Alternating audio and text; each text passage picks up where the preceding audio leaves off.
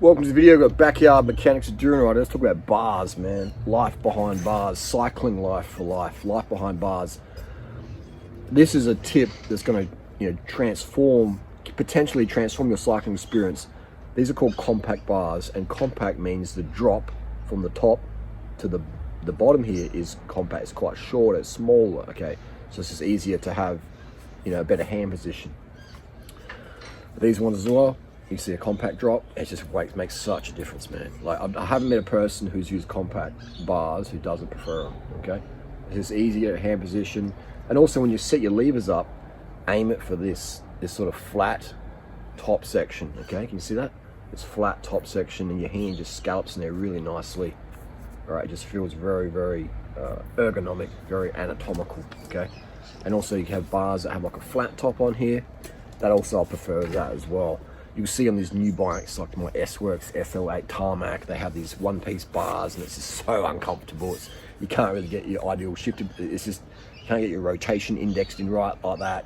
So you're devoid of an immersive, anatomical, ergonomic bike fit with these latest bikes. So that's why I prefer the standard bar with a flat top, alloy for durability and strength, and a safety, and then you've got that compact drop.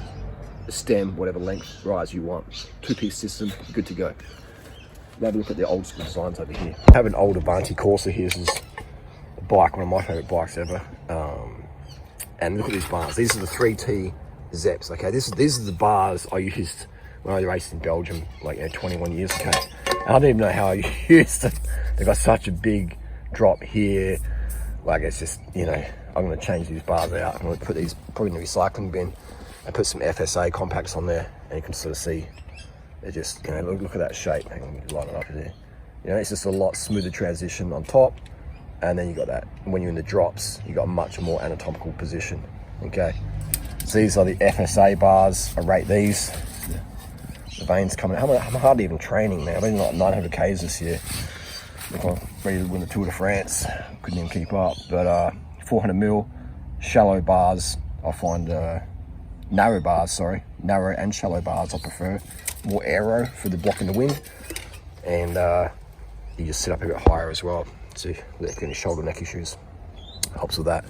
But these are FSA compact, and they keep the same shape through their base model to their very, very top shelf price. But yeah, I rate FSA bars a lot, man. They're huge. These FSA compact bars can't go wrong.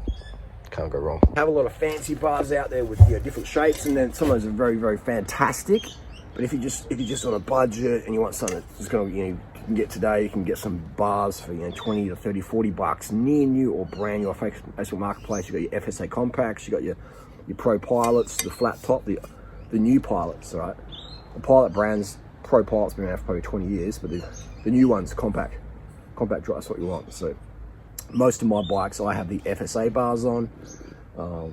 You do have some bars with like a wrist angle, which are also pretty good.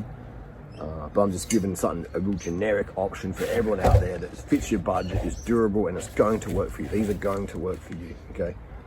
Compact alloy bar from FSA, etc. That's going to be like one of the best investments you can spend on cycling. Like, I'll put these bars on this bike, and it will transform the whole riding experience for the next person who owns that bike. So a lot of bikes, when I buy and sell a bike, if it's got crap bars in it, I'll chuck them in the recycling bin, and I'll actually buy a brand new sort of FSAs or whatever, or some Pro Pilots, and I'll put them on there. Okay. So why would you do that? You're losing profits. Well, I'd rather have people ride a bike.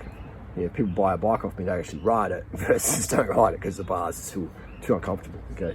So I try and set levers up good, have basically the bottom part of the bar flat with parallel to the ground, then you have your levers just sticking out like that, and just get that perfect top bar there. So play with that.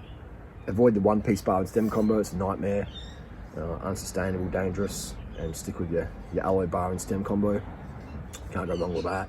Okay. Carbon bars. Yeah, I've got carbon bars in some of my bikes, and really I prefer alloy. Just with the safety and stuff like that, recycling ability. But carbon bars can be really molded in special shapes, so that's an advantage as well. So carbon bars is not a deal breaker for me. I'm an experienced rider. know how to put bars on bikes and use torque wrenches, etc. But for the average person, for the most people out there, I'm going to recommend alloy. Most pros still use alloy if they had the chance. If they had the chance, you know, Lance Armstrong. Good enough for Lance Armstrong, good enough for us, pretty much. And people say, oh, but what about, you know, good enough for Eddie Merckx, good enough for Jacques Anquetil, you know, yeah, fair enough, but those guys were a lot slower than Lance Armstrong and Pog and Jonas Vingegaard. Like that, you know, these days the riders like Greg LeMond, etc., they're averaging 38 to 41k an hour. Back in Eddie Merckx, Sean Anquetil, copy days, it was a lot slower because the bikes were slower. Okay, so anyway, compact bars to win. Okay, compact bars to win. Not everyone needs compact cranks, but everyone needs compact bars.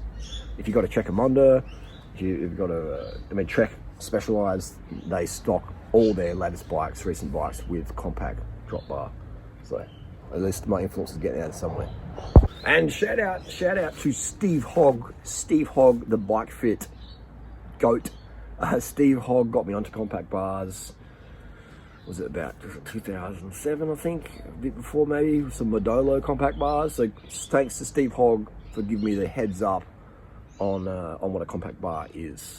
Okay, I had no idea what a compact bar is, and then and thanks to FSA for really pushing the compact bar out there. So yeah, so Steve Hogg, and then someone at FSA who really got it going. Boom, rest is history.